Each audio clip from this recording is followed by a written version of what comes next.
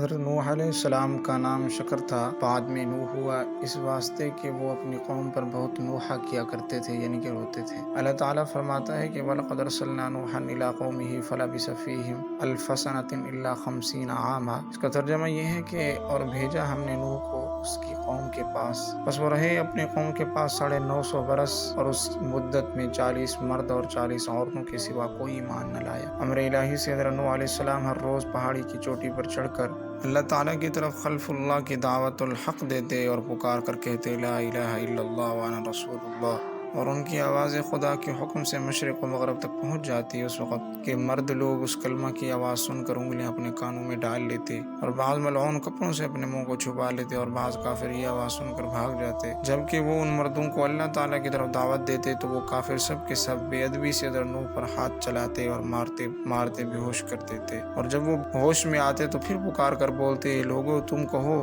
خدا وحدہ لا شریک ہے اور نوح اس کا برحق رسول ہے۔ اور ایک روز کا ذکر ہے کہ حضرت نوح کے گلے میں کافروں نے رسی ڈال کر کھینچا تو اس صدمے اور تکلیف سے حضرت نوح 3 روز شدید بے قرار رہے، پھر بھی دعوت اللہ میں برابر لگے رہے اور کسی قسم کی کوئی کوتاہی نہیں کی، اور اللہ کے واسطے تکلیفیں اٹھا کر خلف اللہ کی دعوت دیا کرتے رہے، یعنی کہ اللہ تعالیٰ سے ڈرانے کی دعوت دیتے رہے، یہاں تک کہ طوفان کی نوبت آ پہنچی۔ اور حضرت نوح نے کہا قال رب انی دعوت قومی لیلا ونہارا فلم یزدہم دعائی الا فرارا، اور حضرت نوح نے اپنے رب سے کہا اے میرے رب بلاتا رہا میں اپنی قوم کو رات و دن، مگر میرے بلانے سے اور زیادہ بھاگتے ہی رہے، اور ہر روز مجھ پر سوائے ظلم و ستم کے کچھ نہیں کرتے اور مجھے سزا کہتے ہیں۔ اور ایک دن کا ذکر ہے کہ حضرت نوح علیہ السلام نے اپنی قوم کو خدا کی طرف دعوت دی، کافروں نے آ کر حضرت نوح کو ایسا مارا کہ تمام کپڑے لہو لہان ہو گئے۔ تب ان کی بیوی جو کہ کافرہ تھی کہنے لگی اے قوم حضرت نوح دیوانے ہوئے ہیں، تم ان کو اتنا مت مارو۔ وہ کہتا ہے اپنے دیوانے پن سے کہتا ہے اور وہ کچھ نہیں جانتا۔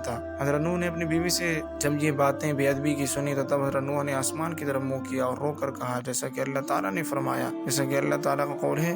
فدعا ربہ انی مغلوب فانتصر، پھر اس نے پکارا اپنے رب کو کہ گھر گیا ہوں کافروں میں